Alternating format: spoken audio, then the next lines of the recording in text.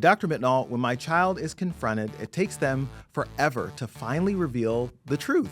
I have to milk it out of them. How do I get my teen to be honest? Hello, friends. Welcome to the Dr. Mitnaul Show, where we're talking about doing the hardest job there is. That's right, raising kids who are virtuous, healthy, and family connected in this age of screens. I'm Dr. Larry Mitnaul, child and adolescent psychiatrist, also a father of 7, and let's get into what matters to you. On today's show, we're going to talk about, can Bad Bunny help you level up your parenting? We're also going to answer one of your questions of the day, so thanks for sending those in.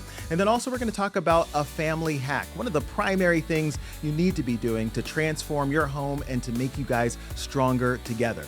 And before we do that, parents, we must be prepared. And that often means having the right clothing for the job. And that's why I love our sponsor, Be Well Collective Apparel. Parenting is stressful enough, and so when I'm not at the office, I like to relax in clothing that's actually breathable and allows me to tackle the jobs of hanging out with my kids and doing the fun things that they want to do. So if you want to learn more, check out the link in the comments. Now back to me. All right. So as we started, Bad Bunny, Benito Antonio Martinez Ocasio. So I think that's how you pronounce his name, but you might not know him, parents. So I'm going to break down what you need to know. So he's a Puerto Rican singer, rapper, songwriter, known for his impact on really music globally. He has a really great kind of Latin flavor that he injects into everything and has some really joyous sounding songs. Now, this isn't necessarily a music recommendation, especially for younger ears, but I want you to know what's going on in the culture. In late January, he released a song that really took off and went viral on TikTok. The song is called Debí tirar más fotos, or I should have taken more photos, for those of you who don't speak Spanish, like me, actually. Comment below for my accent and what I need to be working on.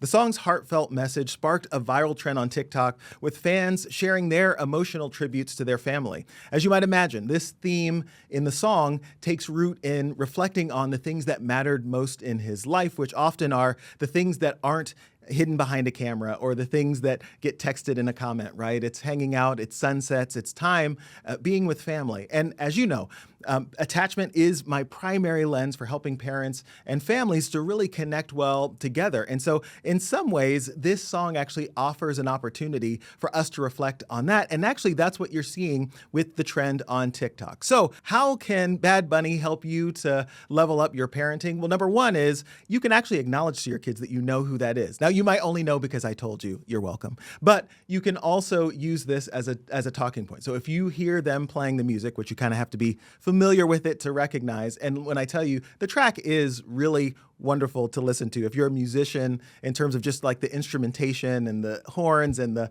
salsa, it really does move the heart. Now, you do have to be careful of some language, but you have to speak Spanish to probably appreciate those parts of the song. But one, you get to mention Bad Bunny, and that might also kind of catch them off guard. But number two, ask them, what do you think is going on in these viral moments?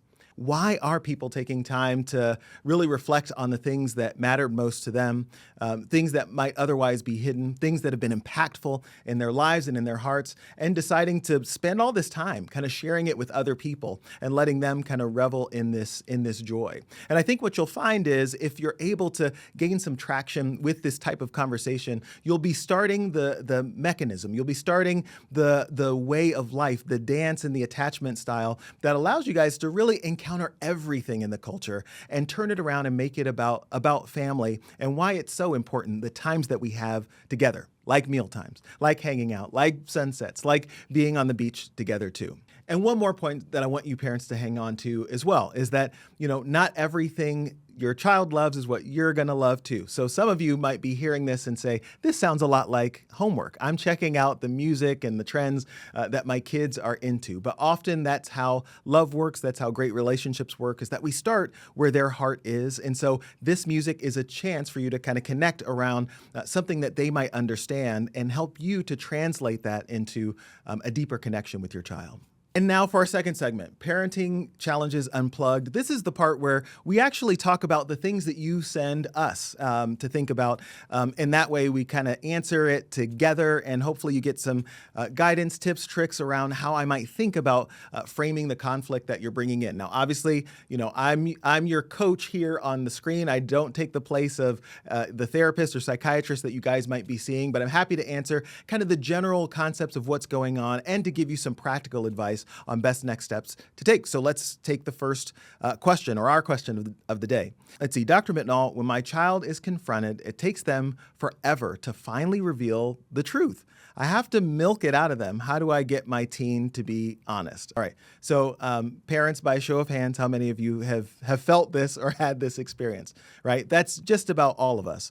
And part of it is there's a shame cycle, right? We know that in our own experience of life and in relationships. When we've been caught red-handed, that isn't the first time, or it doesn't always feel like the right time that I want to bare my soul and share everything that I've, done wrong, or all the ways that I made a misstep. And so the first part that I change about the way that the question is being asked is confrontation, because often that is the way that we're greeting our kids. The setup when coming home from school can sometimes be, why is that backpack in the mudroom? Or why did you not say hello to me? When the easier first step actually is, let me draw you in with a hug, with a kiss, with a high five. How was your day? And kind of checking in with the person. So if we can already change the framework of how we're encountering our children by changing from a confrontation style to curiosity. Curiosity is one of those beautiful things that if we can get curious with them, often that doesn't actually label the person who's done the wrong or made the infraction. Now, bad things need to be addressed, right? So if there's a big infraction, there's been a punch, a kick, okay, there is no, tiptoeing around that. We got to take it head on. But if you know that there's a big conversation that you need to have with your child where you really need them to be vulnerable and to offer the truth, rather than beginning with confrontation, let's take it a step at a time and say, hey, I'm curious. It sounds like this is going on. It sounds like, you're having a problem with this relationship, and the feedback that I'm getting is that you're being too rough, or it looks like bullying behavior. Can you help me understand this? Can you help me understand this? Again, is a term that allows you to move from confrontation mode to sitting beside them and thinking about the problem as a whole, and that invites them to take a part in the process. And I think once we kind of make that shift, often parents are at a better place to be able to get out the honesty. All right, and one more tip around this thing that we've been talking about, and understanding our kids and making them or allowing them to feel our love for them and wanting them to share the most vulnerable or shameful parts that they might be trying to tuck deep inside is, once I get a story, right? Again, trying not to jump right into confrontation or accusation. I might ask this phrase: is that everything I need to know? What's the magic of this phrase? The magic of this phrase is that it allows, it's a moment of grace. It's assuming that, I think you've done probably the most that you can emotionally, but you've probably held some things back. And I want to give you a second chance to invite me in, to let me be there with you to kind of coach you through to the next step. So give those a try. Let me know in the comments how you're able to find traction with that. Again, I know that there are circumstances that where you just have to be a little bit more direct than that. But I think, again, moving more towards a collaboration model will really pay dividends in the life of your connection to your kids and your family. And if you have a question that you'd like for me to answer, make sure that you check out the description box for information on how to get me your hottest questions. Now, speaking on collaborating with our kids and making sure that our bark isn't worse than our bite, I want to take a moment to thank our sponsor, Bark. If you're looking for a way to safely and securely monitor your child's presence on their phone, as well as get practical advice in the tech age, check out Bark at bark.com for really the only device I trust my family using. It has certainly been a godsend for us, and it empowers you as a parent to help escalate their ability to be independent and thoughtful citizens of the digital world. Discount code in the notes below. Let's get back to the show. Welcome to the Family Hack segment, where we actually get to talk about what I think are the biggest, most important things and tips and tricks for your family to have in play that are really going to set you up for success. These are also the principles that I use in the upcoming book, Like, Share, Follow, that you're also going to want to check out. But let's begin with family meals. Guys, there really is no replacement or substitute for family meals. And I just want you to take a second and just think back to your own childhood, right? I can almost guarantee that for most of us, some of our most memorable moments are silly things, silly stories, heartfelt things that were shared at a table. That might have been a birthday cake. It might have been, the yearbook and looking at it with friends. But often the table is kind of the hearth and center of family life. And so in modernity, we've kind of gotten away from it. And you can almost see it even through the movies that we watch, right? You watch movies in the 80s. Even if a family was distracted by a screen during mealtime, usually it was the family at the table, at least cooperatively enjoying the show that they were watching while they're eating their food.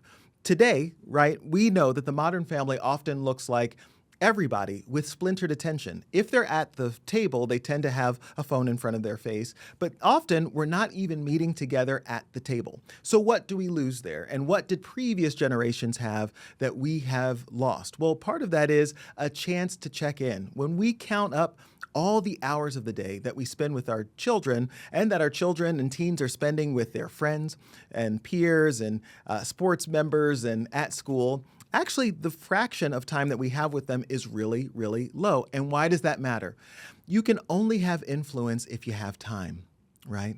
That we are shaped by the people that we spend the most time around, the people that we share our heart with, the people that we share our deepest ideas and desires with. And meal times have often been, actually always been, the center of human civilization. And so even in 2025, we cannot get away from mealtime and that sharing and breaking of bread to be the central mark of our connectedness together as a family. And that's why I put it first. And so if you are one of those families who maybe you grew up with dinner time, and often in my clinic, I hear parents say it all the time, I grew up with it, and I never thought I'd be a parent who didn't have dinner time, but, right, ...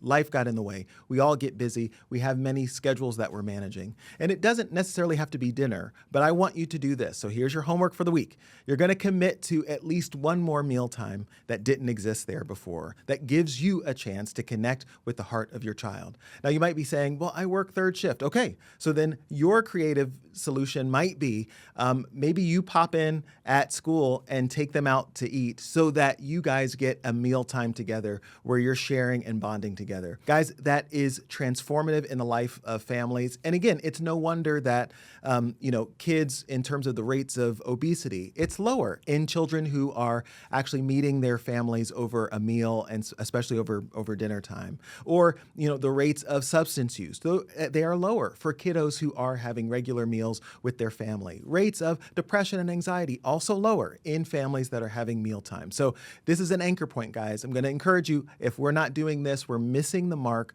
on really attaching to our kids. And we're actually allowing, if not inviting other people to take the place of their heart where we should be. So that's our time for today, guys. Hopefully you learned something from leveling up your parenting with Bad Bunny to offering grace in confrontations and adding an additional meal to your week with your child. And remember, there's no connection like your connection with your kids. So don't forget to like, share, and follow us along with sending us your questions so I can address them on the show. Shout out to our DJ and music provider who happens to be my son. And as always, be well.